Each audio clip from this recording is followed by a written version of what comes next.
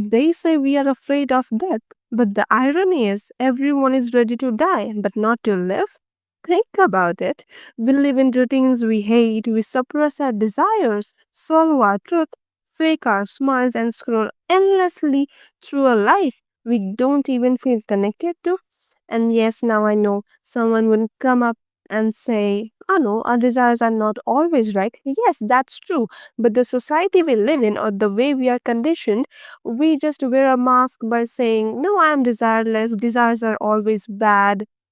No, the thing is that we have to rebuild ourselves to be, uh, to that we can acknowledge that, yes, I do have desires, and by acknowledging them, we are accepting them, that they are a part of us.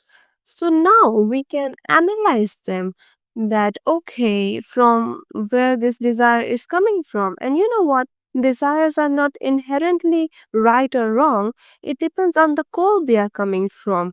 So if we would just suppress them by saying that no, I'm desireless, first of all, we are lying to ourselves, and secondly, it's we by suppressing it, it doesn't go anywhere. It's just that now it will come back with an uglier face.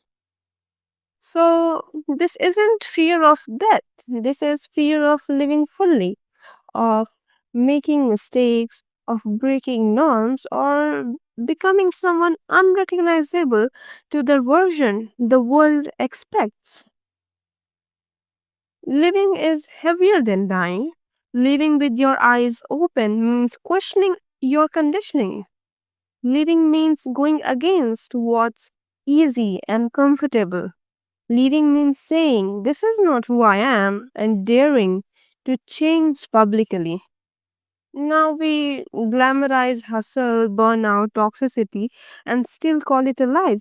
But are we really alive? Or just waiting to die in a way that doesn't inconvenience society? We all romanticize death in some way. We post quotes like, we are all going to die one day, so live while you can. But tell me, what does living even mean to you? Because most people are ready to die for love, for family, for their dreams, but they are not willing to live for them. Like, seriously, they won't even go to a therapist, but they would just say like, oh, this is my behavior because I love my family or I love this person, so why can't you see my love in my toxic behavior, right? Like, seriously, what are you talking about? They will fantasize about sacrifice, but when it comes to facing themselves, truly living with intention, they run.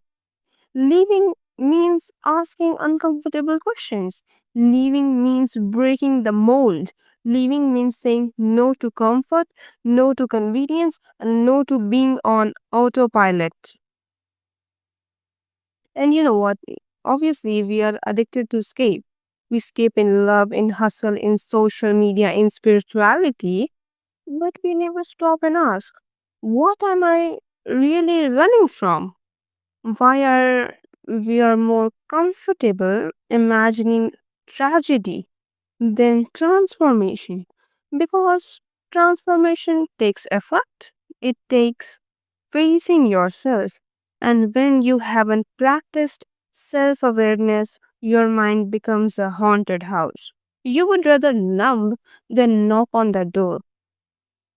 See, dying sounds poetic, it sounds heroic, but leaving is rebellion. Leaving is war. Because when you choose to live consciously, you are standing against everything society has trained you to become. And look, we talk a lot about philosophy, but philosophy gives us the ideal, potential, purpose, peace. Reality shows us our conditioning, fear, trauma. Like, it's just a tight slap on our face. And somewhere between these two is you, a raw, flawed, unfiltered being. But we have made it easier to surrender to the idea of death. than to surrender to the truth of living. Because living with awareness is painful. It asks for accountability, it demands growth. Hmm. People romanticize pain. They say life is hard as a badge of honor, but try telling them to take a leap, to choose themselves, to say no to toxic comfort, and suddenly they retreat. Because dying passively is easier than living actively.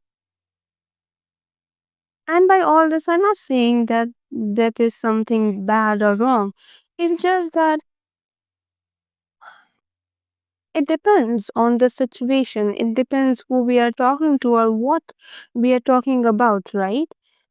That teaches us life. But the thing is that just to sound poetic or heroic, we just forget that what that teaches us to live, right? And we are not living it. So here's a question. Are you living or just not dying? Would you rather disappoint others or betray yourself? Like, seriously, there are some steps you have to take to make yourself better, but they would make others disappointed, right? So, leave them. Are you really scared of death, or are you terrified of becoming your full self?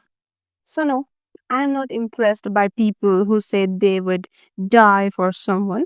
What impresses me is the one who chooses to live fully, rebelliously, unapologetically every damn day. Or even just try to do that, right? And you should also love those people and you should love yourself too if you do that. That's what real self love is, right?